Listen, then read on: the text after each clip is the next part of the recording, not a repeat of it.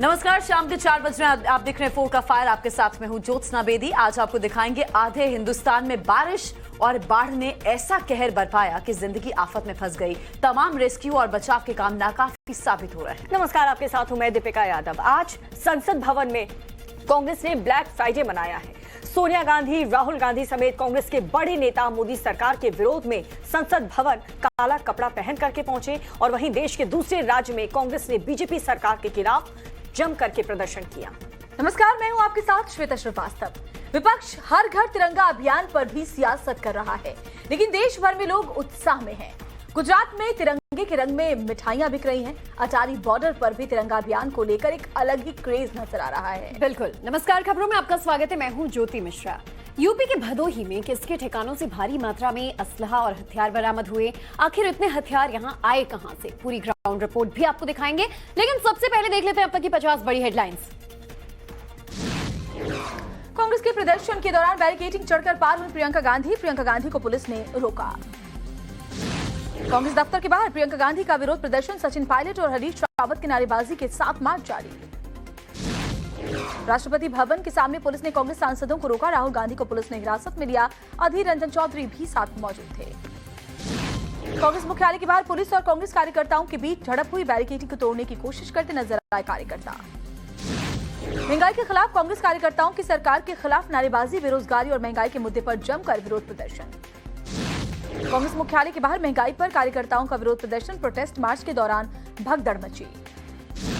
राष्ट्रपति भवन जाने से कांग्रेस सांसदों को पुलिस ने रोका। सांसदों को हिरासत में लिया गया। कई कांग्रेसी सांसद धरने पर भी बैठे। दिल्ली में कांग्रेस सांसदों को पुलिस ने राष्ट्रपति भवन जाने से रोका। जयराम रमेश खड़गे को भी पुलिस ने रोका था। बारिश के बीच कार्यकर्ताओं का कांग्रेस का झंडा लेकर नारेबाजी। बेरोजगारी को लेकर सरकार के खिलाफ जमकर हंगामा किया। बारिश के बीच बैरिकेड पर चढ़कर महिला कांग्रेस कार्यकर्ताओं का प्रदर्शन। महिला पुलिस के साथ कार्यकर्ता की बहस भी हुई। काले कपड़ों में कांग्रेस सांसद ने किया राष्ट्रपति भवन मार्च। राहुल गांधी भी उनके साथ मौजूद रहे। काली शर्ट पहन करके संसद पहुंचे राहुल गांधी। महंगाई को लेकर के विरोध जताया और साथ ही काली साड़ी और काले मास्क में संसद के बाहर सोनिया गांधी नजर आई। कांग्रेस सांसदों के साथ ही जमकर नारेबाजी की। काले कपड़ों में कांग्रेस मुख्यालय पहुंची प्रियंका गांधी। कहा कि हम महंगाई को लेकर के आंदोलन कर रहे हैं। महंगाई हद से ज्यादा बढ़ चुकी है। सरकार को कुछ करना ही होगा। कांग्रेस सांसद मल्लिकार्जुन खड़गे ने भी पहना काला कुर्ता, साथ में काली पगड़ी भी लगाई दी। राजीव शुक्ला के साथ काले कपड़े में संसद पहुंची पी चिदंबरम। हाथों में सरकार के खिलाफ पोस्टर लेकर के नारेबाजी की। काले कपड़े में कांग्रेस सांसदों का संसद के अंदर प्रदर्शन। महंगाई को लेकर के सरकार के खिलाफ पोस्टर के साथ नारेबाजी की। सड़क पर खाना बनाते दिखी महिला कांग्रेस की कार्यकर्ता। पार्टी मुख्यालय के बाहर रोटी बनाती नजर आई अमृता धवन। कांग्रेस मुख्यालय के बाहर डफली लेकर के पहुंचे कांग्रेस के कार्यकर्ता सरकार के खिलाफ जमकर नारेबाजी कर रहे हैं।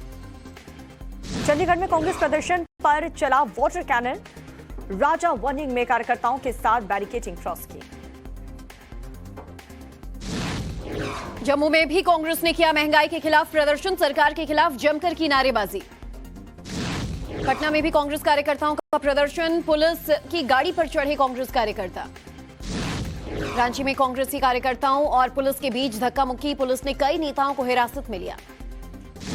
गुवाहाटी में कांग्रेस कार्यकर्ताओं ने पुलिस के साथ धक्का मुक्की की। पुलिस ने कांग्रेस कार्यकर्ताओं को हिरासत में लिया। गुवाहाटी में कांग्रेस कार्यकर्ताओं और पुलिस के बीच झड़प। नारेबाजी और प्रदर्शन के बीच भगदड़ का माहौल।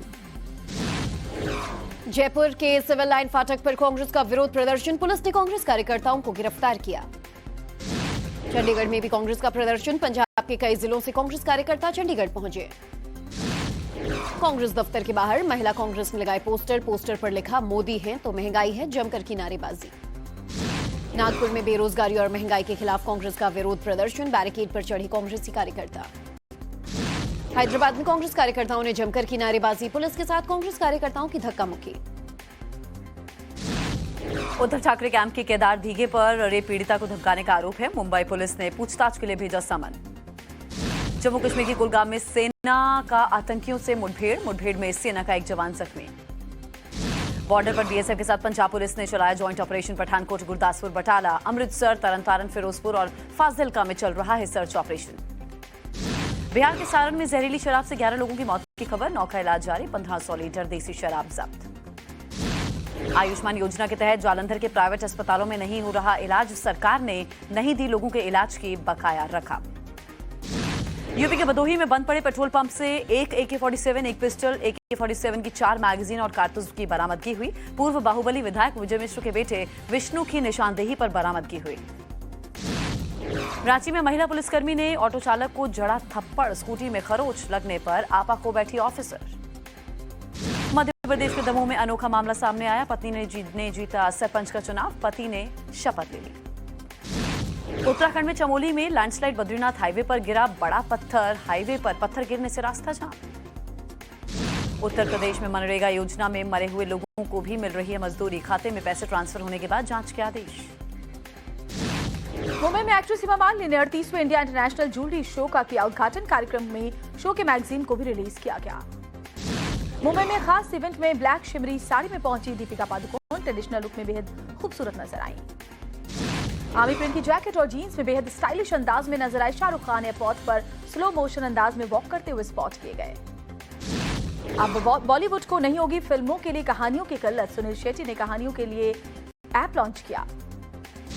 रोहित शेट्टी की इंडियन पुलिस फोर्स फिल्म में जल्द नजर आएंगे सिद्धार्थ मल्होत्रा, साथ ही मिशन मजनू फिल्म में रश्मिका मंदाना के साथ लीड रोल में भी नजर आएंगे।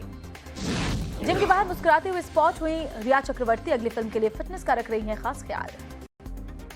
सनी लियोनी ने बॉलीवुड में पूरा किया 10 सालों का सफर, फिल्म छोड़कर इंडस्ट्री में करोड़ों की संपत्ति बनाई। बेटा ने रणबीर को दिया अनोखा इनविटेशन, कहा हमारे कैंपेन के लिए भी न्यूड फोटोशूट कराएं। अमेरिकी मॉडल पामेला एंडरसन का उदाहरण दिया। लेडी गागा ने स्पेशल अनाउंसमेंट की है, जोकर के सीक्वल में जॉकिन फीनिक्स के साथ हार्ले क्वीन के रोल में नजर आएंगी। वहीं ट्विनिंग करते हुए नजर आए विरुष्का, विराट के साथ फोटो शेयर कर अनुष्का बोली हमेशा से क्यूट बॉय के साथ एक बैंड शुरू करना चाहती थी।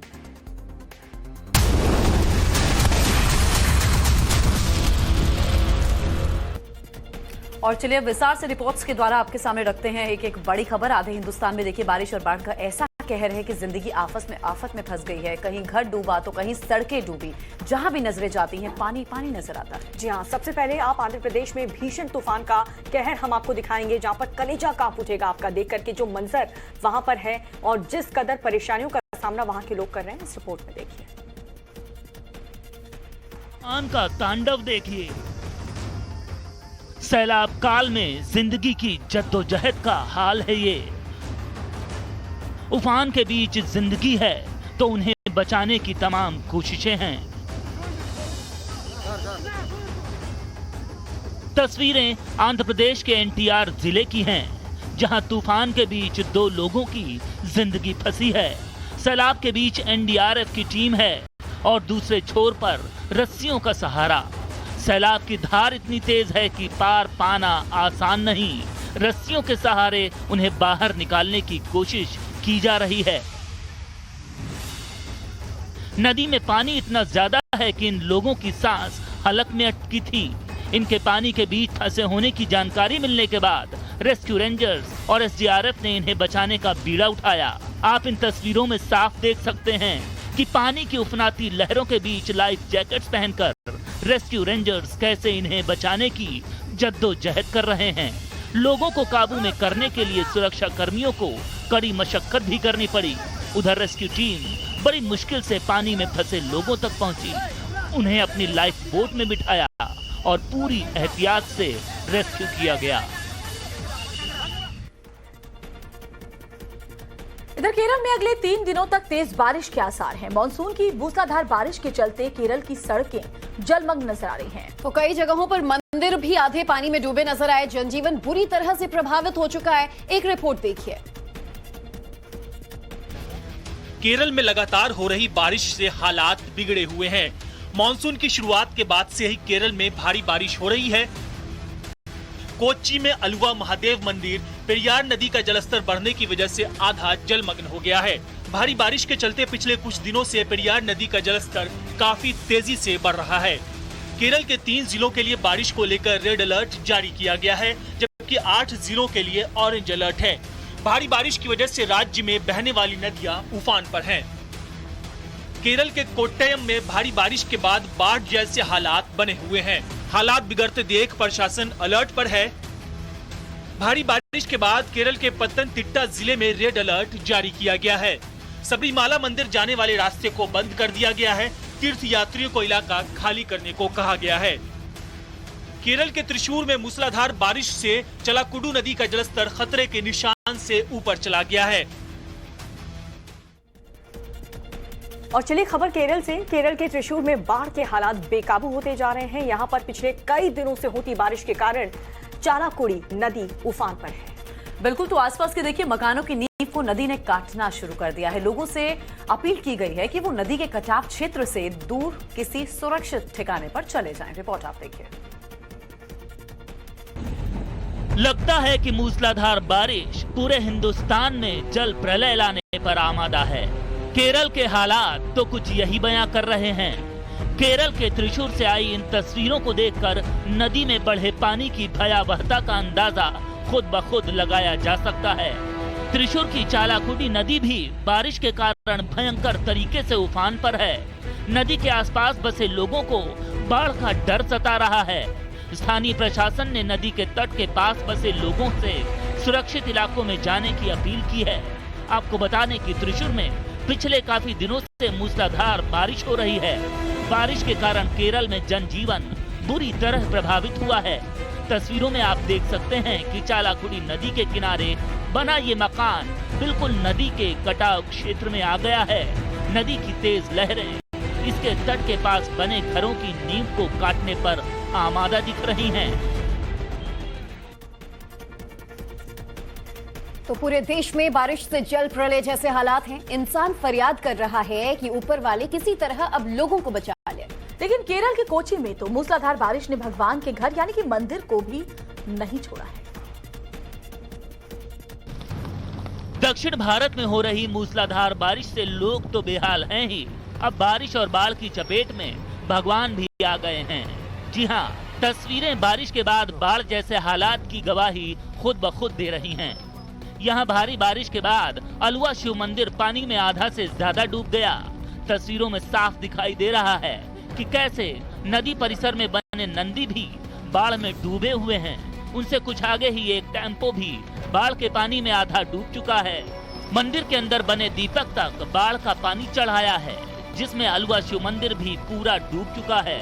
मंदिर परिसर में बनी यक्षिणी की ये मूर्ति भी बाढ़ से संघर्ष कर रही है।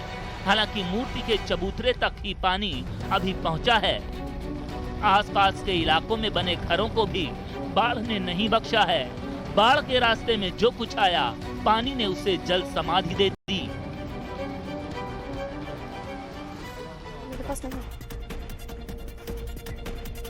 इधर पहाड़ से लेकर मैदान तक मौसम की मार देखने को मिल रही है। पहाड़ों में जहां लगातार बारिश हो रही है, उसका असर मैदानी इलाकों में भी नजर आ रहा है।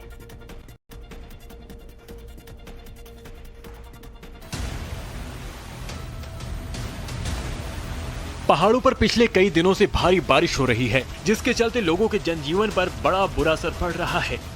तस्वीरें चमोली के कर्णप्रयाग की हैं। यहाँ भूस्खलन के चलते बद्रीनाथ नेशनल हाईवे 7 बंद हो गया। लगातार हो रही बारिश के चलते पहाड़ों से बड़े बड़े पत्थर नीचे आकर गिर रहे हैं, लिहाजा आवाजाही पूरी तरह से ठप हो गई है। उत्तराखंड के चमोली जिले में रुक रुक कर हो रही भारी बारिश से मलबा आने से ग्रामीण क्षेत्रों की कई सड़कें बंद हो गई हैं, जिससे ग्रामीणों को आवाजाही में भारी दिक्कतों का सामना करना पड़ रहा है। उत्तराखंड में बारिश का सिलसिला लगातार जारी है। देहरादून, पौड़ी, नैनीताल, चंपावत, बागेश्वर, पिथौरागढ़ में अगले 24 घंटे में भारी बारिश की संभावना देखते हुए येलो अलर्ट जारी किया गया है। खराब मौसम के चलते उत्तराखंड में अलग अलग जगहों पर मलबा आने से 21 स्टेट हाईवे समेत 195 सड़कें बंद हैं। मूसलाधार बारिश ने पहाड़ों पर परेशानी बढ़ा दी है। भूस्खलन के चलते बड़े बड़े पत्थर नीचे आकर गिर रहे हैं। कालका शिमला ट्रेन कई घंटों तक उस ट्रेन को रोकना पड़ा। कारण था भूस्खलन। भूस्खलन के बाद देखिए बड़े बड़े पत्थरों का ट्रैक पर आ जाना कहीं ना कहीं दिक्कतें बढ़ा देता। तो ऐसे में उससे पहले साफ किया जा रहा है, उसके बाद इस ट्रैक को भी खोला जाएगा। रिपोर्ट आप देखिए। हिमाचल प्रदेश में आसमान से आफत बरस रही है। भारी बारिश के चलते कई जगहों पर पहाड़ दरक रहे हैं। नतीजा ये हो रहा है कि मलबा पत्थर पहाड़ से नीचे आ रहे हैं। अब इन तस्वीरों को देखिए। शिमला कालका हेरिटेज रेल ट्रैक पर चलती ट्रेन के सामने अचानक पहाड़ी से बड़े बड़े पत्थर आ गिरे।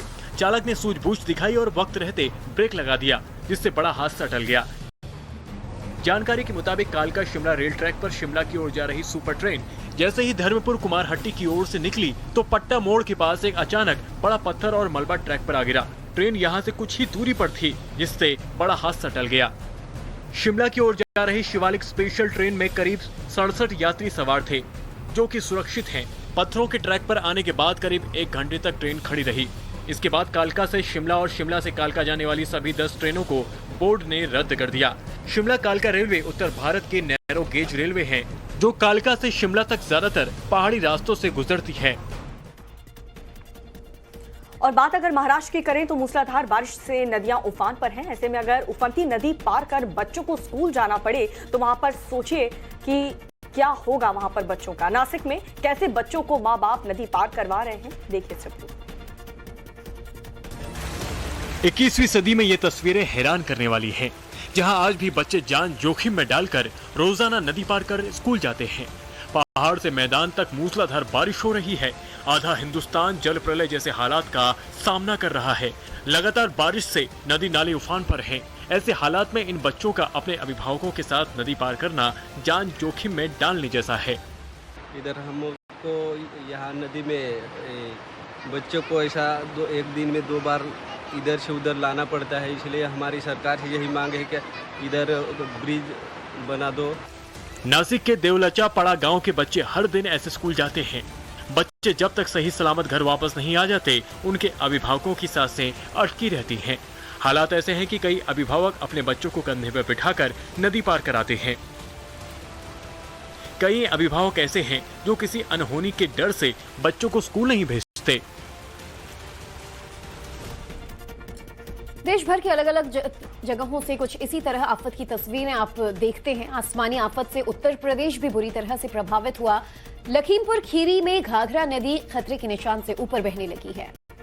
जमीनों का कटान हो रहा है। प्रशासन ने नदी के किनारे रह रहे लोगों को सुरक्षित जगहों पर जाने की अपील की है। यूपी में मानसून की बारिश प्रदेश के कुछ जिलों में आफत लेकर आई है। लगातार हो रही बारिश से नदियों का जलस्तर बढ़ा हुआ है। तस्वीरें यूपी के लखीमपुर खीरी की हैं। यहाँ लोगों को नदियों के बढ़ते जलस्तर को देखते हुए जान का डर सताने लगा है। लखीमपुर खीरी में घाघरा नदी खतरे के निशान से ऊपर बह रही है। ग्रामीणों ने कटान की जद में आए जिन घरों को उजाड़ दिया था, अब घाघरा नदी उन्हीं जमीनों का कटान कर अपने में समा ले रही है। शारदा और चौका नदी का जलस्तर भी खतरे के निशान से ऊपर है, लिहाजा प्रशासन अलर्ट मोड पर है। नदी के किनारे रह रहे लोगों से सुरक्षित स्थान पर जाने की अपील की गई है। यूपी में मानसून की बारिश से कई शहरों और गांवों का हाल बेहाल है। सड़कें दरिया बन गई हैं, घरों और दुकानों में पानी घुस गया है। आम जनजीवन बुरी तरह प्रभावित हुआ है। ऐसे में आने वाले कुछ और दिन इस मूसलाधार बारिश से राहत की संभावना कम ही नजर आ रही है। दक्षिण भारत में बारिश ने कहर बरपाया है। मंदिर पानी में डूबे हुए हैं, सड़कों पर पानी लबालब नजर आ रहा है। जी हां, जल भराव से आने जाने वाले लोगों को काफी परेशानी हो रही है। क्या है कर्नाटक और आंध्र प्रदेश के हाल, इस रिपोर्ट में देखिए। उत्तर से लेकर दक्षिण तक भारत के कई राज्यों में इन दिनों मानसून की मूसलाधार बारिश हो रही है। नदियां उफान पर हैं और सड़कें समंदर बन गई हैं।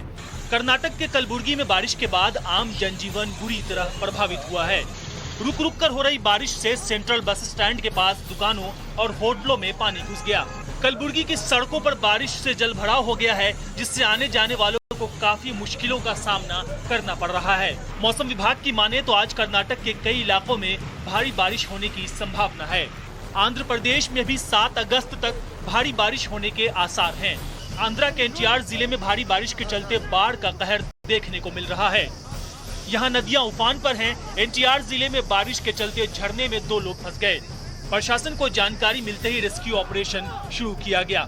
मौके पर मौजूद पुलिस, स्थानीय लोग और एनडीआरएफ की मदद से रस्सी और बोट के जरिए इन दोनों लोगों की जान बचाई गई। मौसम विभाग के मुताबिक आंध्र प्रदेश के तटीय इलाकों में 6 और 7 अगस्त को भारी बारिश का अनुमान है। पार्थ चैटर्जी की जमानत पर कोलकाता हाईकोर्ट ने फैसला सुरक्षित रख लिया है। जमानत पर आज हो रही सुनवाई पूरी हो चुकी है। आपको बता दें, ईडी ने पार्थ चैटर्जी की जमानत का विरोध भी किया है। ईडी ने कोर्ट से कहा है कि पार्थ को जमानत से जांच पर असर हो सकता है। तो बड़ी खबर इस वक्त की आपको बता दें कि पार्थ चैटर्जी को लेकर ईडी ने कहा है कि जमानत नहीं दी जाएगी और जमानत का विरोध किया है। हालांकि अब फैसला सुरक्षित रख लिया गया है। तमाल साहा हमारे संवाददाता हमारे साथ जुड़ चुके हैं। तमाल, जिस तरह से ईडी ने जमानत का विरोध किया लेकिन फैसला तो अब सुरक्षित रखा गया है, क्या उम्मीद की जा रही है कि कोर्ट द्वारा फैसला लिया जा सकता है आगे इस पूरे मामले में, क्योंकि अब तक के जितने भी खुलासे हुए वो देश भर को चौंका देने के लिए काफी थे?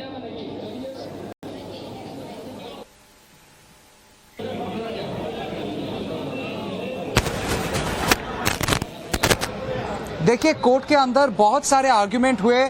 पहली बात, पार्थ चैटर्जी ने बेल एप्लीकेशन मूव किया है। उनका कहना है कि ये पैसा और जो पैसा बरामद हुआ है इसके साथ उनका कोई संपर्क है नहीं। दूसरी बात है, ये पैसा से कभी प्रूव नहीं हो सकता है कि वो इस पैसे से लिंक्ड है और ये पैसा उन्होंने रिसीव किया है। पार्थ चैटर्जी का आर्गुमेंट है कि ये पैसा अगर किसी ने दिया है तो कोई कंप्लेन तो करना चाहिए कि उनके खिलाफ के पार्थ चैटर्जी को ये पैसा दिया। दूसरी बात, ये पार्थ चैटर्जी ने पैसा रिसीव किया, इसका भी कोई सबूत होना चाहिए। इस आर्गुमेंट के बेसिस में उन्होंने बेल एप्लीकेशन मूव किया है और ये भी कहा है कि अगर 31 LIC डॉक्यूमेंट्स मिले हैं अर्पिता मुखर्जी के नाम से और जहां पे पार्थ चैटर्जी नॉमिनी है, इसको लेके भी सवाल उठा के उन्होंने पूछा है कि कैसे ये संभव है, क्योंकि LIC का अपनी पॉलिसी है कि परिवार वाले सिर्फ नॉमिनी हो सकते हैं और अर्पिता मुखर्जी के इमीडिएट परिवार पार्थ चैटर्जी है नहीं, तो पार्थ चैटर्जी के नाम कैसे उधर पे आया और इसकी सच्चाई क्या है, इसका लीगल मेंटेनेबिलिटी क्या है, इस पे सवाल उठा के उन्होंने बेल एप्लीकेशन अभी जारी है और जिस तरह के खुलासे हो रहे हैं वो बहुत ही चौंकाने वाले। ऐसे में बहुत जरूरी है कि ईडी की तरफ से जो मांग रखी गई है कोर्ट रूम में कि हमें कस्टडी और ज्यादा चाहिए इस जांच को आगे बढ़ाने के लिए, ऐसे में उम्मीद यही है कि जब तक जांच पूरी ना हो जाए इसमें किसी तरह की कोई खलल ना पड़े।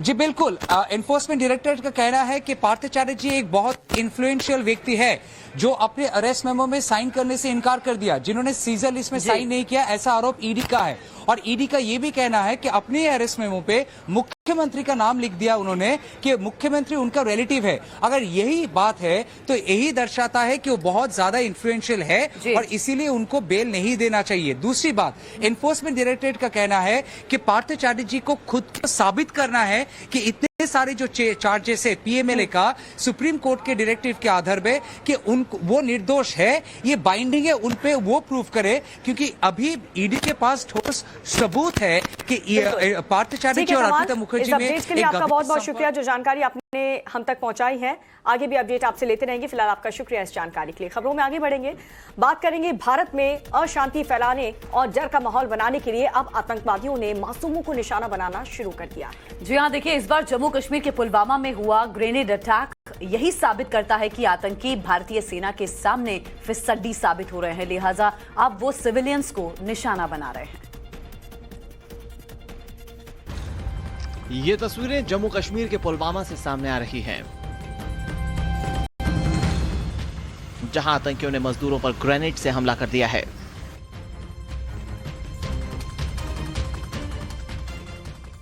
आतंकी हमले में एक मजदूर की मौत हो गई जबकि 2 घायल हो गए।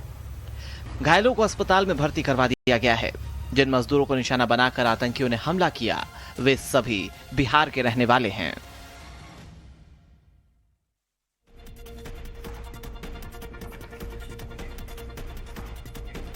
इधर भारत ने डीआरडीओ द्वारा विकसित स्वदेश निर्मित laser guided anti tank missile का जब सफल परीक्षण किया है तो दुश्मन के किसी भी बख्तरबंद सैन्य वाहन को APGM कबाड़ में बदल देगा।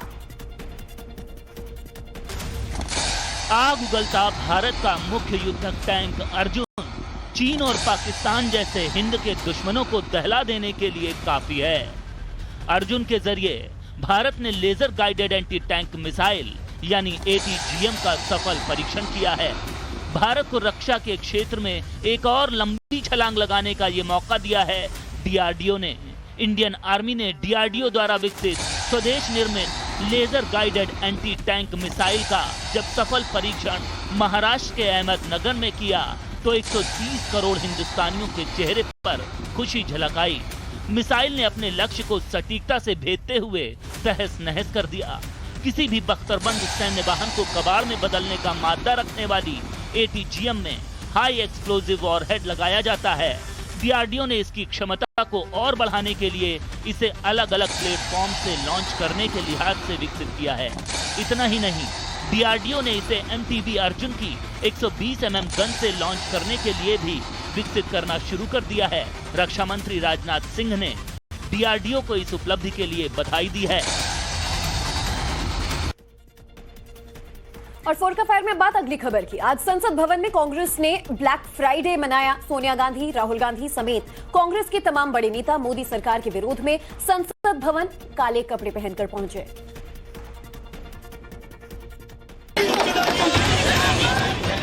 कांग्रेस ने मोदी सरकार के खिलाफ आज ब्लैक फ्राइडे मनाया।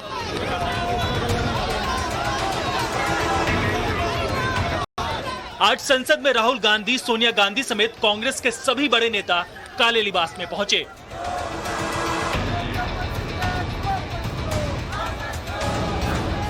कांग्रेस नेताओं ने मोदी सरकार के खिलाफ महंगाई, बेरोजगारी जैसे मुद्दों पर अपना आक्रोश जताने के इरादे से काला कपड़ा पहना।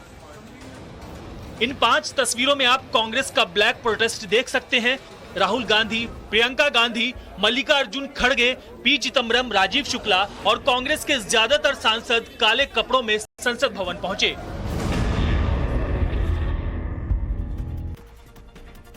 कांग्रेस का प्रदर्शन मोदी सरकार के खिलाफ था। कांग्रेस ने कहा कि महंगाई और बेरोजगारी जैसे मुद्दों पर यह विरोध प्रदर्शन है। लेकिन उनकी बातों में यह जाहिर हो गया कि ईडी की पूछताछ का दर्द उन्हें पत्रकारों तक खींच लाया। सुनिए। कांग्रेस सांसद राहुल गांधी आज हाथ में काली पट्टी बांधकर पत्रकारों के सामने पहुंचे। यूं तो राहुल आज महंगाई, बेरोजगारी जैसे मुद्दों पर सरकार पर हमला करने के मूड से आए थे और उन्होंने कहा भी कि वो मुद्दों पर बात करने आए हैं, लेकिन वो अपनी सुविधा अनुसार गांधी परिवार पर ईडी की कार्रवाई पर उतर आए। सभी महंगाई की बात करूंगा, अनएम्प्लॉयमेंट की बात करूंगा, कम्युनल हार्मनी की बात करूंगा, उतना मेरे ऊपर आक्रमण होगा और मुझे अच्छा लगता है क्योंकि मैं आक्रमण से सीखता हूं। राहुल गांधी का इशारा ईडी की गांधी परिवार पर कार्रवाई थी। ये गांधी परिवार पे अटैक क्यों करते हैं? ये गांधी परिवार पे इसलिए अटैक करते हैं क्योंकि हम एक विचारधारा के लिए लड़ते हैं। गांधी परिवार की विचारधारा पर बीजेपी ने राहुल गांधी को जवाब दिया। ये तो पहले एक गांधी विचारधारा बोलने के लिए महात्मा गांधी का ये वंशज नहीं है, ये तो नकली गांधी है। तो नकली गांधी के बारे में क्या बोलना है? ये तो नकली गांधी और नकली विचारधारा है। राहुल गांधी वैसे तो कई बार प्रधानमंत्री नरेंद्र मोदी के लिए अपशब्दों का इस्तेमाल कर चुके हैं, तो आज भी उन्होंने पीएम पर प्रहार किया। राहुल गांधी ने प्रधानमंत्री मोदी की तुलना हिटलर से कर दी और कहा कि हिंदुस्तान में लोकतंत्र खत्म हो चुका है। कांग्रेस सांसद राहुल गांधी ने आज फिर वो बात दोहराई जो वो अक्सर कहा करते हैं, हिंदुस्तान में लोकतंत्र का खात्मा हो चुका है और इसका नतीजा बेहद खतरनाक होगा। लोकतंत्र आज हिंदुस्तान में नहीं है, खत्म हो गया है। Democracy is now a memory in India, it is nothing more and there are consequences to this. You will see there are going to be devastating consequences to this. Rahul Gandhi ने मोदी सरकार पर सीधा हमला बोलते हुए कहा कि 70 साल में जो कांग्रेस ने बनाया, मोदी सरकार ने उसे 7 साल में खत्म कर दिया। इस देश ने 70 साल में बनाया, उसको 8 साल में खत्म कर दिया गया। आज हिंदुस्तान में लोकतंत्र नहीं है। आज हिंदुस्तान में 4 लोगों की डिक्टेटरशिप है। राहुल गांधी ने महंगाई, बेरोजगारी के लिए मोदी सरकार को जिम्मेदार बताया। उन्होंने कहा कि पेट्रोल, डीजल की कीमतें भी लगातार बढ़ रही हैं, लेकिन सरकार इन मुद्दों पर सदन में चर्चा नहीं करना चाहती। उन्होंने कहा कि देश में हिटलरशाही है। और इस पीछे एक बड़ी खबर आपको बता दें, अब से थोड़ी देर बाद प्रधानमंत्री नरेंद्र मोदी से मुलाकात करने वाली है ममता बनर्जी। कल ही आपको बताया था कि पीएम मोदी से मुलाकात ममता बनर्जी की होने वाली है। वो दिल्ली दौरे पर हैं। पीएम आवास में इन दोनों नेताओं की मुलाकात होने वाली है।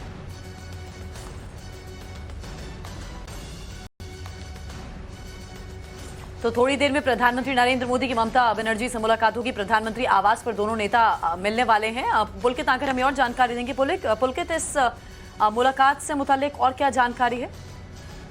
देखिए, इस मुलाकात को लेकर टीएमसी ये कह रही है कि ये जीएसटी और दूसरे फंडिंग, जो राज्यों को फंडिंग होती है केंद्र की तरफ से, उनसे जुड़े हुए मुद्दों को लेकर ये मुलाकात हो रही है। हालांकि जो कयास लगाए जा रहे हैं वो बहुत ज्यादा है। उसकी वजह साफ है कि ममता बनर्जी के एक मंत्री के खिलाफ ईडी की जांच चल रही है, पार्थ चटर्जी के खिलाफ। और ये भी माना जा रहा है कि अगर पार्थ चटर्जी जब मुंह खोलेंगे तो कुछ और बड़े नाम सामने आ सकते हैं। तो ऐसे में ममता बनर्जी की और प्रधानमंत्री की इस मुलाकात को बहुत अहम माना जा रहा है। हालांकि टीएमसी शुरू से इस मुलाकात के पीछे जो जीएसटी की फंडिंग है या जो केंद्र से राज्यों को पैसा मिलता है उसे जोड़कर बता रही है। जी, निश्चित तौर पर पुलकित, और जिस तरह से जब जब ममता बनर्जी प्रधानमंत्री नरेंद्र मोदी की मुलाकात होती है वो कई मायनों में बेहद अहम मानी जाती है, क्योंकि वैसे तो साल भर आरोप प्रत्यारोप के दौर होते हैं और ममता बनर्जी जिस तरह से मोदी पर वार करती हैं, आज जीएसटी, महंगाई के मुद्दों को लेकर वो पीएम के पास जा रही हैं।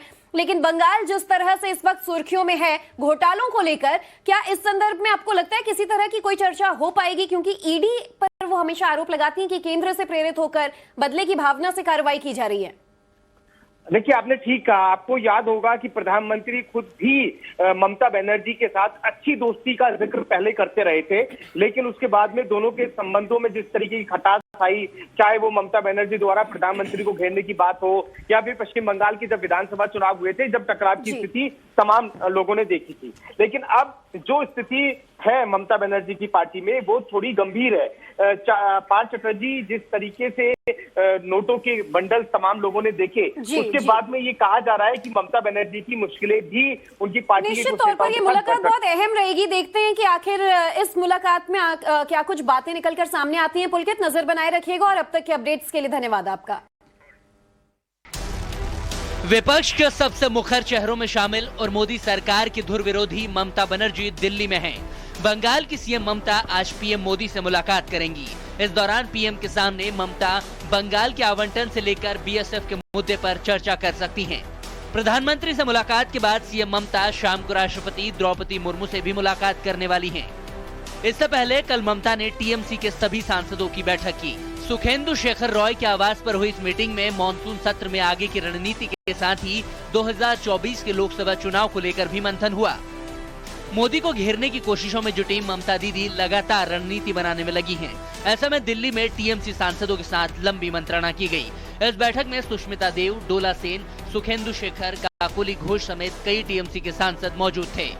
हालांकि बैठक में हुई चर्चा का खुलासा करने से सांसद सुखेंदु शेखर ने इनकार कर दिया और उन्होंने कहा कि सीएम की मीटिंग एडमिनिस्ट्रेटिव काम के लिए होती है। और अब वक्त स्पेशल रिपोर्ट का। स्पेशल रिपोर्ट में अब बात सीएम योगी के उस मॉडल की जिसकी वजह से कल तक तो अपराधी और माफिया ही गले में तख्ती लगाकर पुलिस स्टेशन पहुंच रहे थे, लेकिन अब तो ऐसा लग रहा है कि सियासत के धुरंधर भी अपनों को कानून के फंदों से बचाने के लिए सरेंडर मोड में आ चुके हैं। जी हां, आज हम आपको दिखाएंगे किस तरह सीएम योगी आदित्यनाथ के इस मॉडल की चर्चा पूरब से लेकर के पश्चिम और उत्तर से लेकर के दक्षिण तक हो रही है।